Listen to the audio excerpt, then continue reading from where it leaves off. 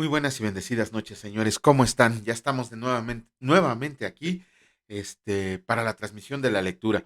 Pero antes, como siempre, vamos a darle gracias al Señor. Padre, en el nombre de Cristo te damos gracias por la bendición de estar nuevamente presentes para seguir leyendo tu palabra, este hermoso manual de vida que nos has dejado, Señor. Te pedimos que hoy penetre en nuestro corazón, Señor, para que podamos vivirla, comprenderla, escucharla, sentirla, Señor, y que todo lo que leamos hoy se nos quede en nuestro corazón cómo debemos actuar ante la vida. Te alabamos y te bendecimos en el nombre de Cristo Jesús. Amén. Bueno, de nueva cuenta, buenas noches.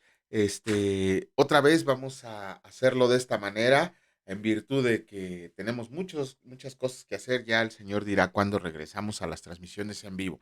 Pero por lo mientras, pues vamos a iniciar con la lectura del día de hoy. Pero antes vamos a hacer bueno, para empezar, nos tocaría el capítulo 17 del libro primero de Crónicas. Pero, como ya es costumbre nuestra, vamos a hacer una pequeña recapitulación de lo que vimos el día de ayer en el capítulo 16. Bueno, vemos que David se había puesto en su corazón que le quería construir una casa al Señor, porque él decía que cómo era posible que él estaba viviendo en una casa lujosa y que el Señor estuviera viviendo en una tienda. Inclusive el profeta Natán, que siempre tenía la mano, le dijo, pues haz lo que quieras, el Señor está contigo. Se lo dijo en buena manera, no con envidia ni con regaño. Pero vemos que después Dios le habla a Natán y le manda un mensaje a David diciéndole que él no construiría la casa porque sus manos estaban llenas de sangre. Y David ni siquiera se enojó ni nada, simplemente obedeció las órdenes de Dios. De esa manera, también podemos ver que el Señor, hablándole a David, aquí en esta parte es donde se establece el pacto davídico. Bueno, también en Samuel, ¿no? Pero aquí lo vemos con más claridad. El pacto davídico se establece en los versículos del 7 al 15. Y en resumidas cuentas, digo, el pacto davídico tiene mucho que ver, pero en resumidas cuentas, lo que es el pacto que hace Dios con David de manera unilateral, o sea, Dios imponiendo su soberanía sobre David, le dice que iba a tener un hijo sobre el cual iba a suceder su reino. Pero ese hijo todavía ni nacía. En este momento en el que Dios le estaba diciendo a David los pormenores del pacto, todavía no nacía ni su hijo, que iba a ser Salomón. Ajá.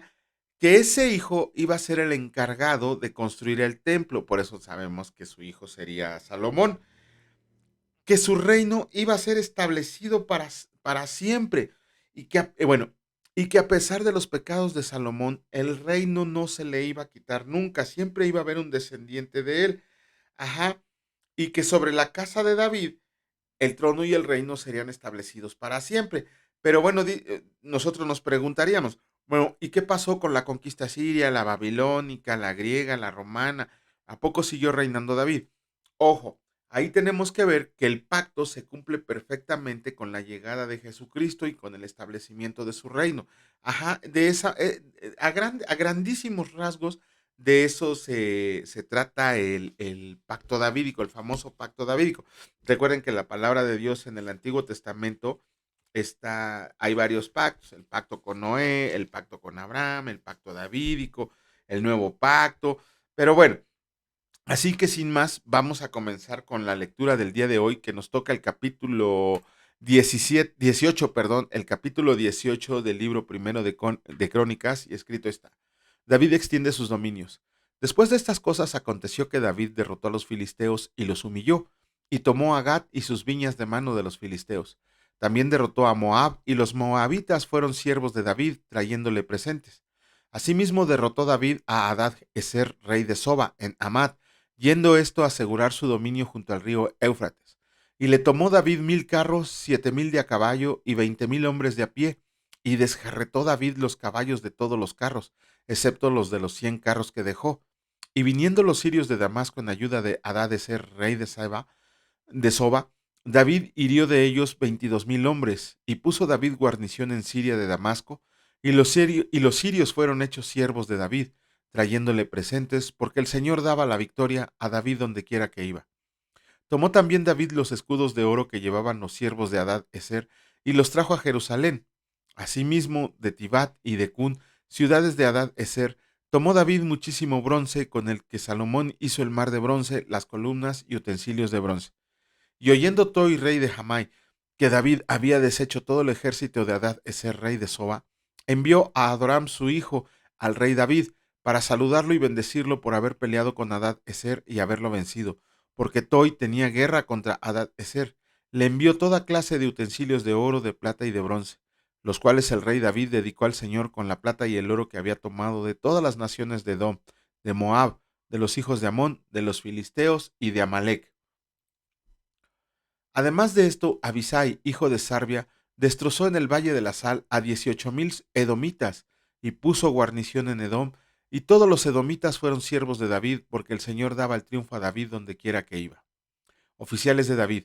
Reinó David sobre todo Israel y juzgaba con justicia a todo su pueblo. Y Joab, hijo de Sarbia, era hijo del general del y Joab, hijo de Sarbia, era general del ejército, y Josafat, hijo de Ahilud, canciller, Sadoc, hijo de Aitob, y Abimelech, hijo de Abatar, eran sacerdotes, y Sabsa, secretario, y Benaya, hijo de Joyada, estaba sobre los cereteos y peleteos, y los hijos de David eran los príncipes cerca del rey.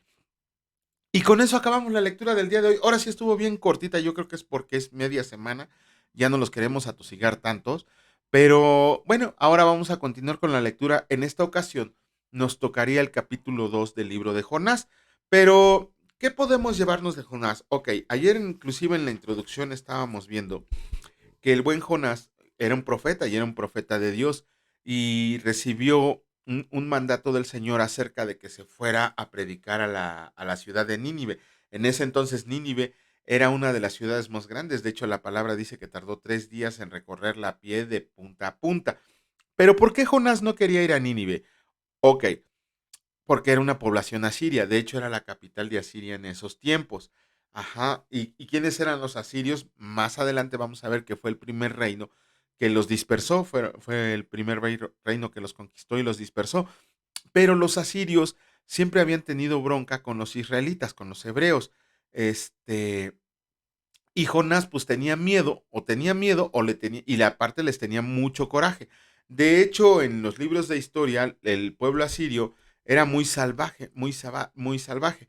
Habla de que desollaban vivos a sus víctimas, con los cadáveres hacían montones como de advertencia contra sus enemigos. Era un pueblo muy cruel. Y Jonás estaba siendo mandado a la capital para que les predicara que se arrepintieran de todas sus maldades, ¿no? Obviamente Jonás, bien obediente, Dios lo había mandado por tierra. Hay que ver eso también, que Dios le había dicho que se fuera por tierra. Y el buen Jonás le paga su pasaje a un barco para que se lo lleve al otro lado. Nínive estaba al este y Jonás se fue al oeste. ¿Qué pasa ahí? Pues que el Señor lo tenía que regresar de alguna manera y envió una tempestad muy grande contra aquel pobre barco. Todos los tripulantes estaban miedosos y se preguntaban por qué estaba pasando eso. Total, echaron suertes, hicieron consultas y todo, y se dieron cuenta que todo estaba pasando por culpa de Jonás. Y Jonás les dijo, sí, la verdad soy yo. Entonces, el mismo Jonás por lo menos se vio valiente y les dijo, pues si quieren que se calme esto, tírenme al mar. Y primero los navegantes no querían, pero después cuando ya no les quedó de otra, pues sí lo aventaron al mar. Y ahí se dio uno de los milagros del Señor, uno de los milagros yo creo que más famosos, cuando envió al pez a que se comiera a Jonás. Ojo, el milagro no es que el pez se comiera a Jonás. Ajá, el milagro es que el pez no hubiera digerido a Jonás.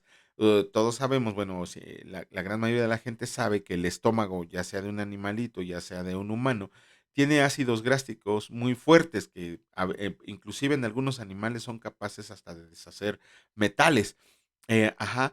Entonces imagínense un pez primero, de qué tamaño era el pez para haberse tragado un humano, ¿no? Y segundo, que no fue digerido Jonás, no fue digerido Jonás. Y bueno, en la lectura que nos toca el día de hoy, que es Jonás 2, vamos a ver qué fue lo que pasó. Entonces, capítulo 2 del libro de Jonás, y escrito está, oración de Jonás. Entonces oró Jonás al Señor su Dios desde el vientre del pez, y dijo, invoqué en mi angustia al Señor, y él me oyó. Desde el seno del Seol clamé, y mi voz oíste. Me echaste a lo profundo en medio de los mares, y me rodeó la corriente. Todas tus ondas y tus olas pasaron sobre mí. Entonces dije, desechado soy delante de tus ojos, mas aún veré tu santo templo. Las aguas me rodearon hasta el alma, ro- rodeóme el abismo, en el alga se enredó a mi cabeza. Descendí a los cimientos de los montes, la tierra echó sus cerrojos sobre mí para siempre. Mas tú sacaste de mi vida de la sepultura, oh Señor Dios mío. Cuando mi alma desfallecía en mí, me acordé del Señor, y mi oración llegó hasta ti en tu santo templo. Los que siguen vanidades ilusorias, su misericordia abandonan. Mas yo con voz de alabanza te ofreceré sacrificios, pagaré lo que prometí, las salvaciones del Señor. Y mandó el Señor al pez y vomitó a Jonás en la tierra. Bueno, aquí pues yo creo que tenemos un ejemplo muy grande de oración, una oración respondida, una oración sincera y que el Señor, conforme a su propósito, la escuchó y cumplió inmediatamente. Bueno, de hecho ya es muy cortito el libro de Jonás y en esta ocasión ya vamos a pegar el brinco hasta el Evangelio de Lucas que estamos leyéndolo en este momento. Ajá, ayer leímos el capítulo 6. Ajá, como les digo, toda la palabra de Dios, todo trae muchas cosas interesantes para enseñarnos. Y por eso el tratar de dar un pequeño resumen de todo el capítulo leído con anterioridad, sería hasta una ofensa, ¿no? Tratar de resumir el capítulo en una sola sesión. Por eso escogemos, ¿cómo se llama? Pues algo que nos haya llamado la atención o que el Señor nos dice, esto es lo que quiero que escuchen, y pues vamos a hacer un pequeño comentario. Lo primero que tenemos que leer es, ¿se acuerdan la historia, no? Andaban ahí los pobres apóstoles, que tiene que ver con las bienaventuranzas, andaban recogiendo espigas en sábado, ajá, y ya saben, fariseos y judíos, pues no quieren hacer nada el sábado, igual que adventistas y testigos de Jehová, ¿no? Quién sabe de dónde sacaron eso de la ley, pero bueno, allá ellos. Y les andaban prohibiendo. Y fueron y le reclamaron al Señor, ay, ¿cómo es que tus discípulos comen en día sábado, trabajan en día sábado? Y hay algo muy, ¿cómo se llama?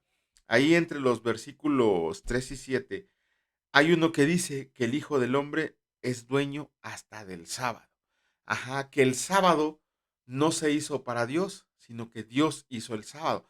O sea, miren, por ahí, no recuerdo en qué clase fue, no recuerdo, me hicieron una pregunta acerca del día de reposo, que por qué no lo seguíamos.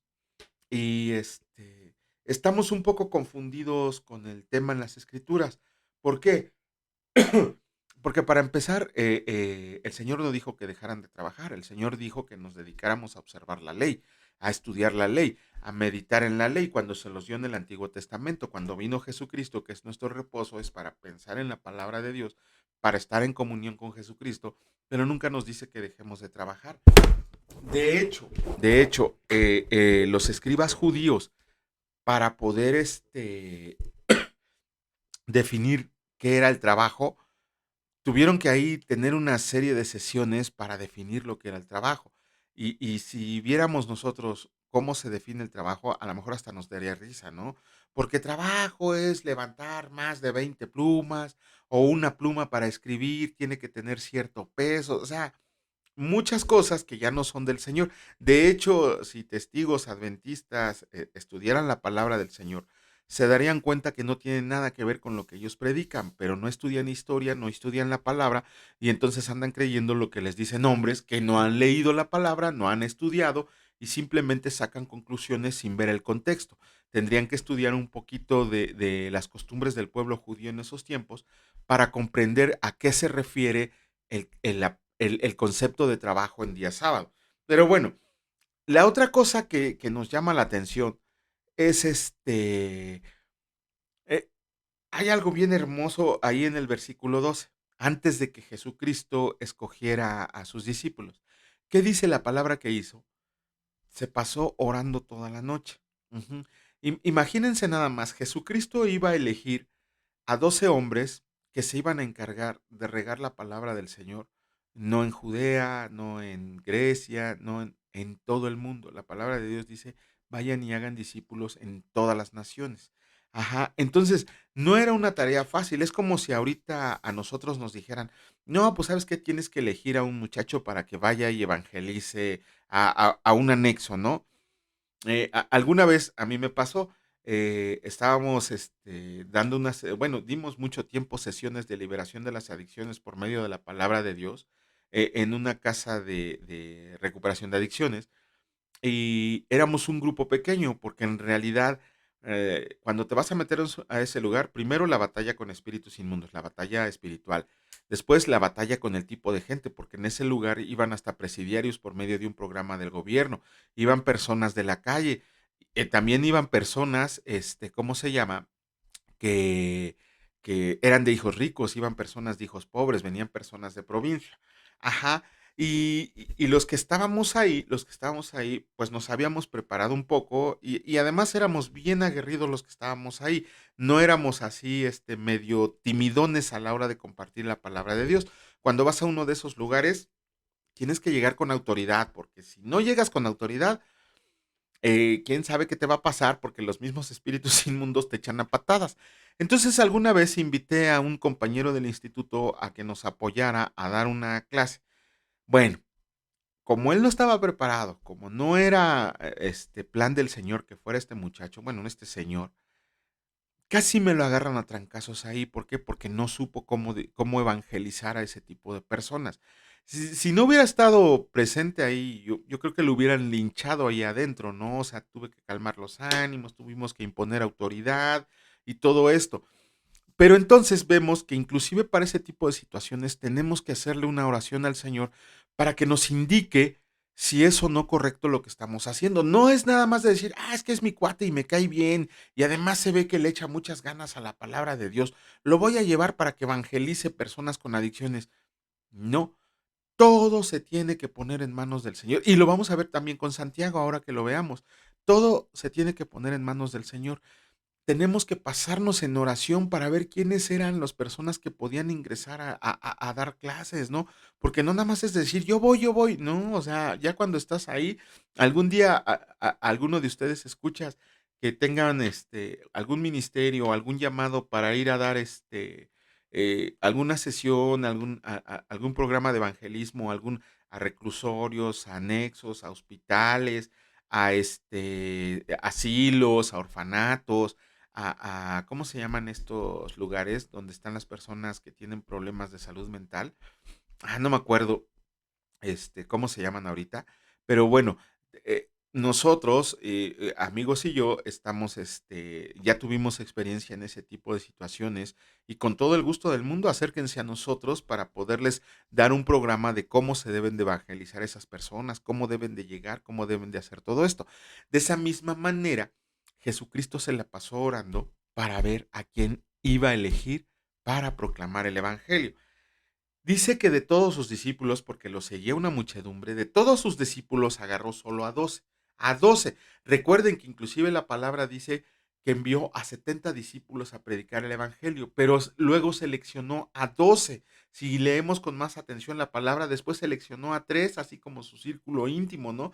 Pero aquí estamos hablando de la elección de 12 a los que llamó apóstoles. Y apóstoles no quiere decir, ay, el super santo, no, apóstol quiere decir enviado. Ajá. ¿Quiénes fueron estas personas? Se las voy a leer rápidamente. Simón, a quien le puso por nombre Pedro, hijo de Jonás, no de Jonás el profeta, sino así se llamaba su papá, y fue uno de los principales entre los apóstoles. De ahí agarró a Andrés su hermano. Andrés fue el evangelista del grupo, porque Andrés fue el que llevó, quien presentó a Pedro al Señor Jesús. Después vino Jacobo, hijo de Zebedeo, que fue, aquí está el círculo íntimo, este es Jacobo, Pedro y Juan, que fueron al monte de la transfiguración, ¿no? Cuando Jesús estaba reunido con Moisés y Elías. Juan, hijo de Zebedeo, ajá, Juan, hijo de Zebedeo, era hermano de Jacobo.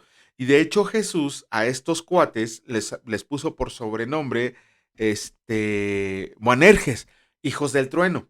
Ajá. Después tenemos a Felipe, que no hay que confundirlo con el Felipe el evangelista de libro de Hechos, ¿no? Él era de Bethsaida. Y Felipe fue el que presentó a Natanael. Natanael también tenía el otro nombre llamado Bartolomé. Ajá, él era una persona muy analítica. Tenemos a Mateo, el recaudador de impuestos y el autor del primer evangelio. Tenemos a Tomás, llamado el Didimo, porque tenía un gemelo. No sabemos si ya se había muerto o si todavía vivía, pero la palabra Didimo significa gemelo y además Tomás era el incrédulo. Tenemos a Jacobo, el hijo de Alfeo. Ujú, él fue el que tenía, él fue el que dirigía la iglesia de Jerusalén. Tenemos a Simón llamado el celote, de quien la palabra no nos habla mucho. Después tenemos a Judas, el hermano de Jacobo. Ujú. Eh, probablemente Judas sea el autor de la epístola que está antes de Apocalipsis. Lo vamos a ver cuando lleguemos. Ajá. Este pobre Judas es el famoso, el que los que practican la fe católica le llaman Judas Tadeo. Ajá, aunque también se llama Leveo. Pregúntenle a un católico cómo se llama Judas Tadeo y les va a decir, pues es San Juditas. No, también es Leveo. Ese era su nombre. De hecho, tenía tres nombres o apodos, como ustedes le quieran llamar. Que si Judas Tadeo, cuando regrese con Jesucristo, se dé cuenta lo que han hecho con su imagen, que en vez de adorar a Jesucristo, lo adoran a él, va a ser los primeros que se escabeche a espada, ¿no? Y por último tenemos a Judas Iscariote, el que lo traicionó, a quien el mismo Jesucristo llamó el hijo de perdición, ¿sale? Ahora sí, ya me animé, ahora sí ya el Señor me dio permiso de hacerles videitos de 15 minutos, de 10 minutos, explicándole cosas como esta. Y lo primero que vamos a hacer es explicar quiénes eran los apóstoles. Conforme a lo que dice la palabra, conforme a lo que dicen los escritores antiguos, Lucas, ¿cómo se llama? Josefo, Plinio, todos ellos, vamos a ver, conforme a las costumbres judías, cómo terminó cada uno de ellos y qué función, conforme a la palabra, tenían dentro del círculo de Jesucristo.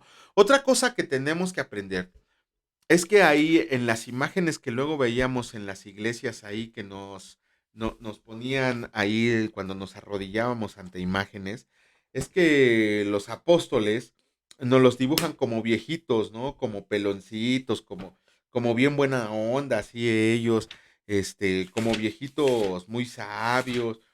En realidad no, los apóstoles cuando Jesucristo los eligió tenían aproximadamente entre así, ya el más grande ha de haber tenido unos 27, 28 años. Eran chavitos, ¿por qué? Porque sabía Jesucristo que necesitaba personas jóvenes que aguantaran todo. De hecho, les decía, me hubiera gustado darles un poquito más de las bienaventuranzas, pero las bienaventuranzas están dirigidas a los apóstoles. O sea, si no las apropiamos nosotros, pero en el momento en que Jesús dio el sermón, estaban dirigidas a los apóstoles. Benditos los pobres, porque ellos serán el reino de los cielos. La pobreza no es una maldición y tampoco es una bendición. Y además en ese momento le estaba diciendo pobres a sus apóstoles porque iban a renunciar a todo a causa del Señor. Y lo vemos cuando terminan las bienaventuranzas, que el Señor Jesucristo no dice otra cosa más que, y todo lo que soporten a causa del Hijo del Hombre. Ajá, o sea, no es que, ay, es que soy pobre y me voy a ir al cielo, no. Si tú eres pobre es porque eres flojo, quizá, o por alguna circunstancia especial, porque no le echas ganas, pero el Señor dice, pobres, pero a causa de mí, ¿no?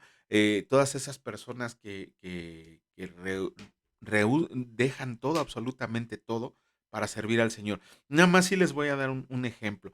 Hay un pastor de Toluca que se llama Alfredo Guerrero. Si alguno de ustedes tiene la oportunidad de conocerlo o han oído hablar de él, es un señor que así, en serio, créanmelo, eh, cerca de él sientes la santidad, ¿no? O sea, ya él está en un grado que te acercas a él y sientes así como que, ay, este cuate, ¿no? Bueno, este señor, desde su conversión, porque él era él, al parecer lo que se ha dicho, él era un adicto de muy joven y se convirtió al Señor. Desde que se convirtió al Señor, él fue misionero y en su campo misionero, el Señor le dio la comisión especial de ir a evangelizar al pueblo tarahumara. Se pasó toda su vida evangelizando al pueblo tarahumara, viviendo con ellos, aprendiendo sus costumbres. De hecho, él habla con mucho amor de ellos, pero en todo ese tiempo que pasó en su ministerio evangélico, nunca pudo adquirir nada. Y tuvo una esposa y tuvo hijas, y su esposa lo siguió a donde él iba, nunca lo dejó solo, siempre lo siguió. y resulta que este señor, pues él ya está grande y seguía él evangelizando hasta, hasta que el Señor le dijo, hasta aquí, basta, ¿no? Y entonces el señor Alfredo Guerrero nos platica que hubo un momento en que dijo él ya grande, ya con hijas grandes, ¿no?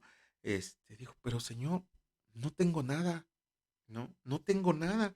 Y además soy muy feliz predicándole a estas personas. Y el Señor ya le dijo: "Hasta aquí". Bueno, el Señor ahora tiene una iglesia y una casa en Toluca. Esa es la confianza que debemos de tener en el Señor, ¿no?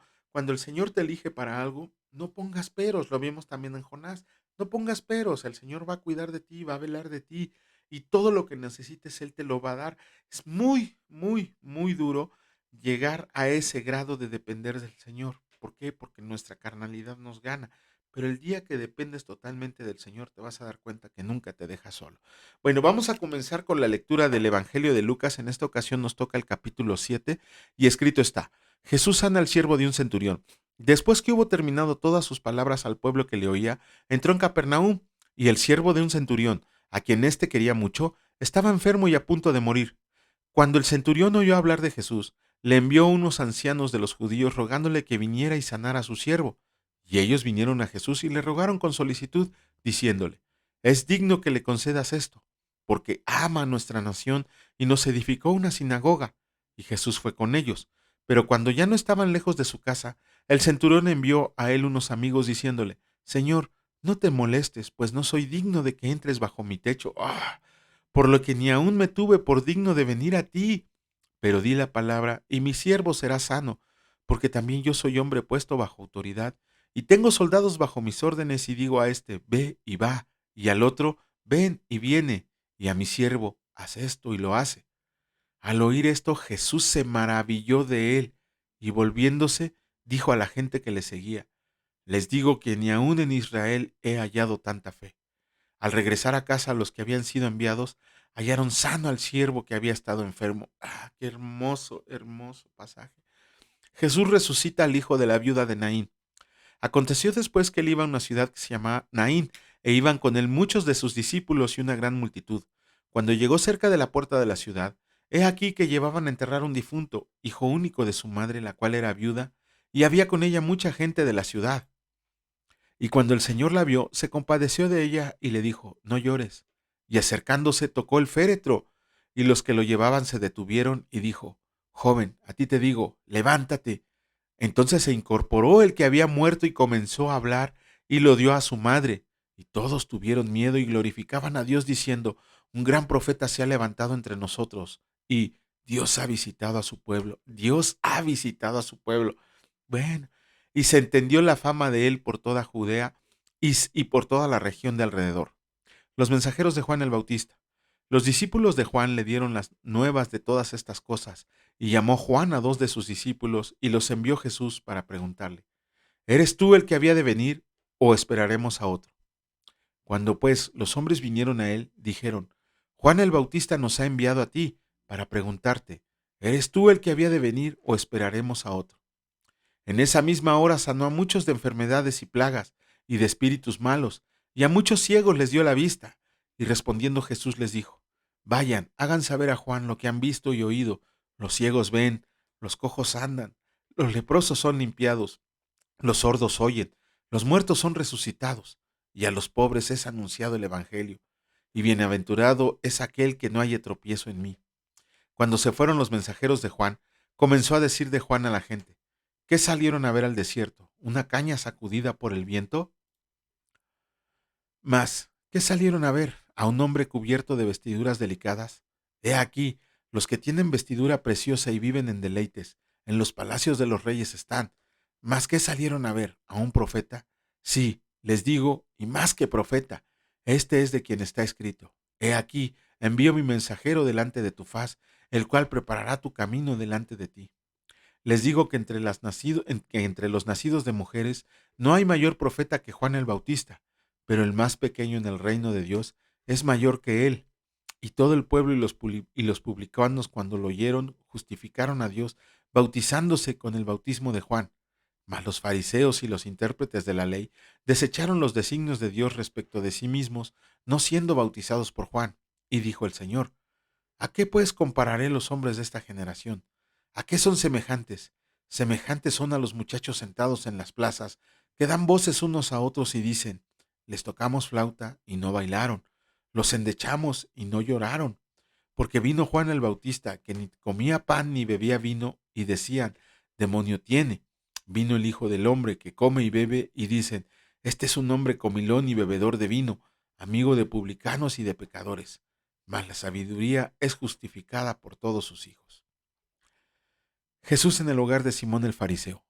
En uno de los fariseos rogó a Jesús que comiera con él, y habiendo entrado en casa del fariseo, se sentó a la mesa.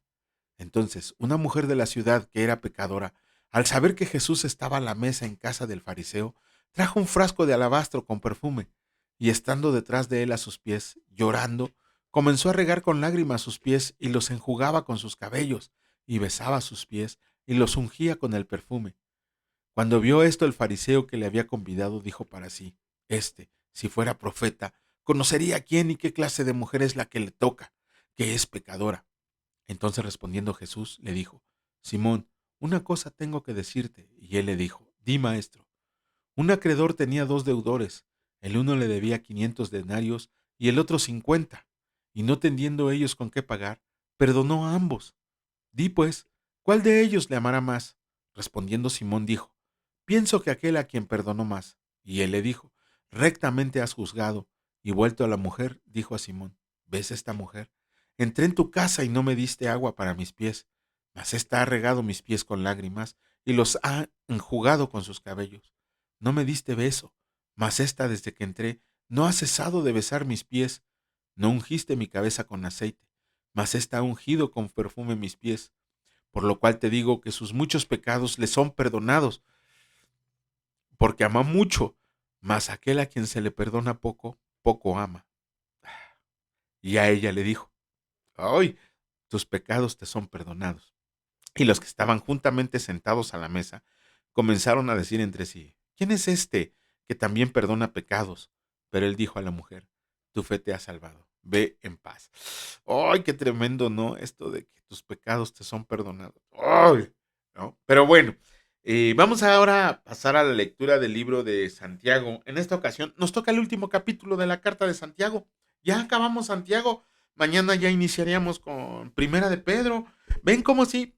Puntitos vamos a acabar. Ahora sí le echamos ganas y este año, ahora sí, todos espero que hayan leído. Bueno, ¿qué vimos en el capítulo de Santiago? Bueno, vimos allá, ¿cómo se llama? Lo de la codicia, lo de no acepción y todo esto. Pero hay algo en el último versículo, de hecho, en el versículo 17, que nos llama la atención, que dice que el pecado está pues en aquel que sabe hacer lo bueno y no lo hace. ¿Qué es hacer lo bueno? ¿Qué es hacer lo bueno? Portarse bien, darle todo lo que ganas a tu mamá, no decir groserías, no sé, lo que se les ocurra, no seguir los 10 mandamientos, seguir la ley. ¿Qué es hacer lo bueno? Bueno, ahora sí que bueno, lo bueno es hacer lo bueno en conforme al contexto de Santiago, es que si nosotros conocemos la palabra de Dios y no hacemos lo que el Señor nos está hablando, prácticamente estamos pecando en desobediencia. Eso es hacer lo bueno, llevar una vida de oración continua. Todo, absolutamente todo, todo, tenemos que ponerlo en manos de Dios. Todo, por increíble que parezca, por loco que suene, absolutamente todo lo que hacemos debe de ser puesto en manos del Señor. No debe de ser ahí de que, ay, hoy me voy a comprar una televisión. No, hay que orar antes de comprarse una televisión. Me voy a comprar una Biblia de piel, de estudio, ¿no? Oye, Señor, ¿crees que no? Pero ya junté. No, no, hay para otras cosas. Híjole, eso es hacer lo bueno. Hacer exactamente todo lo que hemos aprendido de la palabra de Dios. O sea, y no me refiero nada más a los mandamientos, no me refiero nada más a los mandamientos. La palabra de Dios dice que la leas, la palabra de Dios dice que la escuches, la palabra de Dios dice que te congregues, la palabra de Dios dice que la estudies, la palabra de Dios dice que la vivas. Hacer lo bueno no significa solamente portarte bien, seguir los 10 mandamientos para aquellos locos que quieren seguir la ley tal cual está. No, hacer lo bueno es hacer todo lo que dice la palabra de Dios, escucharla, vivirla, memorizarla, meditarla, estudiarla. Eso es hacer lo bueno. Si no hacemos lo bueno, el mismo Santiago nos dice, pues aguas, porque estamos cayendo en pecado. Vamos a comenzar con la lectura del último capítulo de la Carta Universal de Santiago, el capítulo 5, y escrito está, contra los ricos opresores. Vamos ahora, ricos, lloren y aúllen por las miserias que les vendrán. Sus riquezas están podridas y sus ropas están comidas de polilla. Su oro y plata están enmohecidos y su moho testificará contra ustedes y devorará del todo vuestras carnes como fuego. Han acumulado tesoros para los días postreros. He aquí clama el jornal de los obreros que han cosechado sus tierras, el cual por engaño no les ha sido pagado por ustedes, y los clamores de los que habían cegado han entrado en los oídos del Señor de los ejércitos. Han vivido en deleite sobre la tierra y sido disolutos. Han engordado sus corazones como en día de matanza. Han condenado y dado muerte al justo y él no les hace resistencia. Sean pacientes y oren. Por tanto, hermanos, tengan paciencia hasta la venida del Señor. Miren cómo el labrador espera el precioso fruto de la tierra, aguardando con paciencia hasta que reciba la lluvia temprana y la tardía. Tengan también ustedes paciencia y afirmen sus corazones, porque la venida del Señor se acerca. Hermanos, no se quejen unos contra otros para que no sean condenados. He aquí el juez está delante de la puerta. Hermanos míos, tomen como ejemplo de aflicción y de paciencia a los profetas que hablaron en nombre del Señor. He aquí, tenemos por bienaventurados a los que sufren. Han oído de la paciencia de Job y han visto el fin del Señor, que el Señor es muy misericordioso y compasivo. Pero sobre todo, hermanos míos, no juren ni por el cielo, ni por la tierra, ni por ningún otro juramento, sino que su sí sea sí y su no sea no, para que no caigan en condenación. ¿Está alguno entre ustedes afligido? Haga oración. ¿Está alguno alegre? Cante alabanzas. ¿Está alguno enfermo entre ustedes? Llame a los ancianos de la iglesia y oren por él, ungiéndole con aceite en el nombre del Señor. Y la oración de fe salvará al enfermo, y el Señor lo levantará. Y si hubiera cometido pecados, le serán perdonados. Confiénsense sus ofensas unos a otros y oren unos por otros para que sean sanados. La oración eficaz del justo puede mucho. Elías era hombre sujeto a pasiones semejantes a las nuestras, y oró fervientemente para que no lloviera, y no llovió sobre la tierra por 3 años y 6 meses. Y otra vez oró, y el cielo dio lluvia, y la tierra produjo su fruto. Hermano, si alguno de entre ustedes se ha extraviado de la verdad, y alguno le hace volver, sepa que el que haga volver al pecador del error de su camino, salvará de muerte un alma y cubrirá multitud de pecados. Está un poquito interesante esto que leímos en los últimos versículos. Si Dios lo permite, si Dios quiere, el día de mañana estaremos haciendo un pequeño comentario de esto o de alguna otra cosa que nos indique el Señor. ¿Sale? Padre, en el nombre de Cristo te damos muchas gracias por tu protección, por tu cuidado, por tu amor, por tu bendición, Señor, porque siempre sabemos y confiamos en que estamos protegidos por ti, solo por ti, Señor, que tú eres el que nos guía, el que nos cuida, el que nos da un buen camino, el que siempre nos llevas con bien a nuestro hogar, a nuestro trabajo, que cuidas de nuestra familia, de todos nuestros seres queridos, y sobre todo, Señor, que siempre pones pan en nuestra mesa, tanto físico como espiritual. Te agradecemos, Señor, porque sabemos que el día de hoy tú estuviste con nosotros, como lo estarás el día de mañana. No sabemos cómo agradecer tanto amor, tanta gracia, tanta bondad, Señor. Simplemente hacemos lo que tú nos has mandado hacer, lo hacemos con gozo, con alegría, no con esperanza de recompensa en este mundo, Señor, sino sabiendo que nuestra corona será entregada allá en tu reino eterno. Gracias te damos, mi Dios Padre Todopoderoso. Gracias te doy, mi Señor Jesucristo Salvador. Y gracias, Señor Espíritu Santo, por estar con nosotros. Te alabamos y te bendecimos en el nombre de Cristo Jesús. Amén. Que Dios los bendiga, señores, y si Dios lo permite, nos vemos el día de mañana en el mismo canal. Cuídense mucho. Hasta luego.